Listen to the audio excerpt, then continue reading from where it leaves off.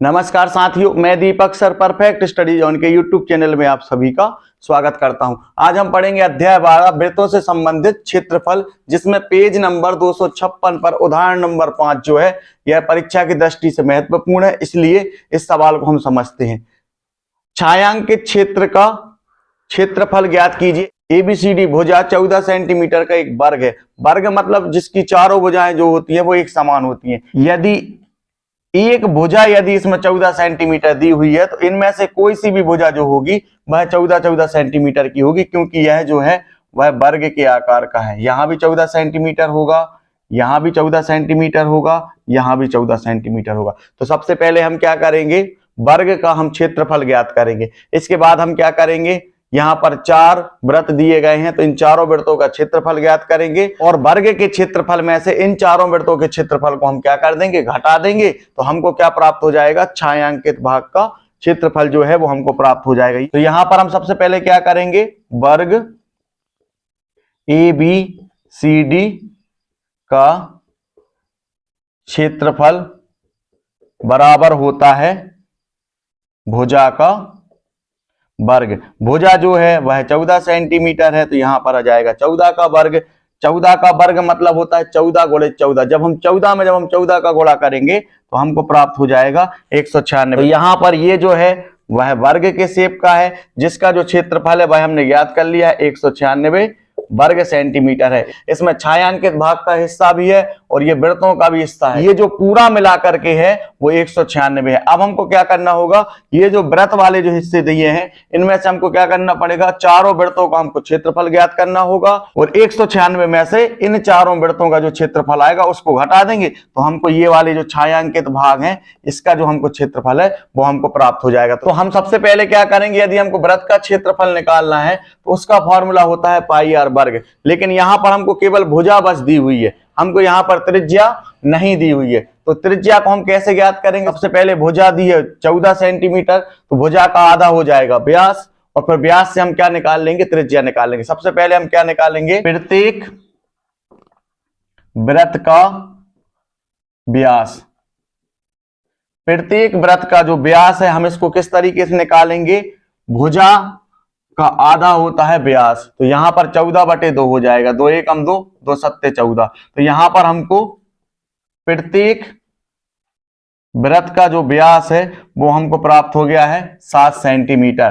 प्रत्येक वृत्त का जो व्यास है वो हमको प्राप्त हो गया है 7 सेंटीमीटर। इस वाले फॉर्मूले में हमको व्यास की जरूरत नहीं है बल्कि हमको त्रिज्या की जरूरत हो। जैसा कि आप जानते हो कि व्यास की आधी क्या होती है, त्रिज्या। तो यहां पर हम लिखेंगे प्रत्येक वृत्त की त्रिज्या बराबर 7/2, क्योंकि व्यास की आधी होती है त्रिज्या। जब व्यास 7 सेंटीमीटर है तो त्रिज्या कितनी होगी, 7/2 सेंटीमीटर। यहां पर हमने प्रत्येक वृत्त की जो त्रिज्या है वो हमने ज्ञात कर ली है, वो है 7/2। तो अब हम क्या करते हैं, इस सवाल को आगे हल करते हैं। अब हम यहां पर क्या करेंगे, प्रत्येक वृत्त का व्यास ज्ञात करेंगे। आप जानते हो कि भुजा का आधा क्या होता है, व्यास होता है।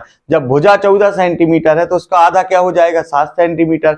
यानी प्रत्येक वृत्त का जो व्यास है वो 7 सेंटीमीटर होगा और व्यास की आधी क्या होती है, त्रिज्या होती है। तो प्रत्येक वृत्त की जो त्रिज्या होगी वो 7/2 सेंटीमीटर होगी। चाहे वो ये वाला वृत्त हो, इसकी त्रिज्या भी 7/2 सेंटीमीटर होगी, इसकी त्रिज्या भी 7/2 सेंटीमीटर होगी, इसकी त्रिज्या भी 7/2 सेंटीमीटर होगी और इसकी त्रिज्या भी 7/2 सेंटीमीटर होगी। तो हम क्या करेंगे, एक वृत्त का हम क्षेत्रफल निकाल लेंगे। जो एक वृत्त का क्षेत्रफल होगा वहीं अन्य तीनों वृत्तों का क्षेत्रफल भी वही होगा। तो हम क्या करेंगे, सबसे पहले एक वृत्त का क्षेत्रफल को ज्ञात कर ले। तो एक वृत्त का क्षेत्रफल का फॉर्मूला हो जाएगा पाई आर का वर्ग। इसके बाद पाई के स्थान पर हम लिखेंगे 22/7 इंटू आर का वर्ग, यानी ये आ जाएगा 7/2 का वर्ग। इसके बाद हम इसको आगे हल करेंगे, 22/7 इंटू 7/2 गुणे 7/2।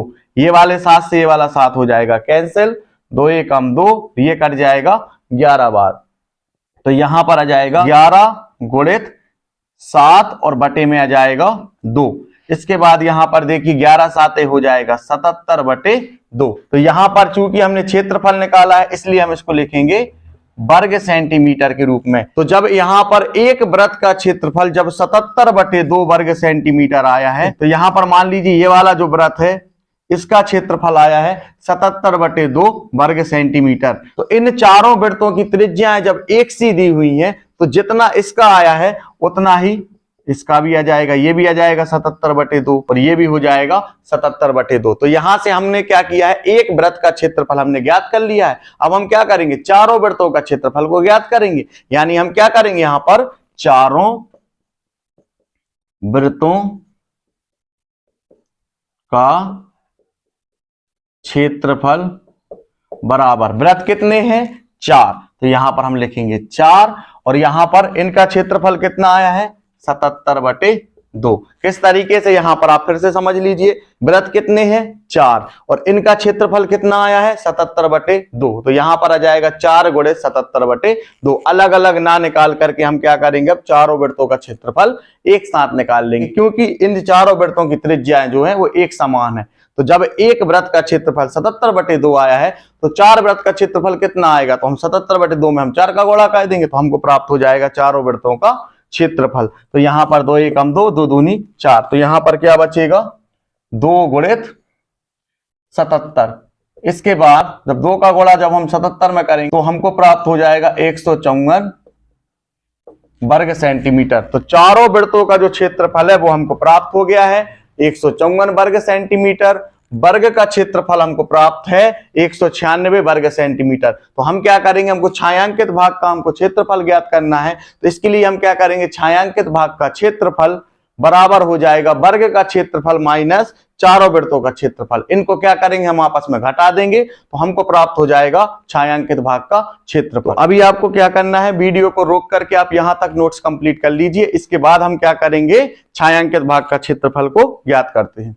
तो यहां पर हम क्या करेंगे, छायांकित भाग का क्षेत्रफल को ज्ञात करेंगे। वर्ग का क्षेत्रफल आया है 196 वर्ग सेंटीमीटर और चारों वृत्तों का क्षेत्रफल आया है 154 वर्ग सेंटीमीटर। तो इनको जब हम आपस में घटाएंगे तो हमको प्राप्त हो जाएगा 6 में से जब 4 जाएंगे 2 बचेगा, जब 9 में से 5 जाएंगे तो 4 बचेंगे, यहां पर कुछ नहीं। तो हमको कितना प्राप्त हो जाएगा 42 वर्ग सेंटीमीटर। तो यहां पर छायांकित भाग का जो क्षेत्रफल है वो हमको प्राप्त हो गया है 42 वर्ग सेंटीमीटर। इस तरीके से ये वाला सवाल जो है वह हल हो चुका है।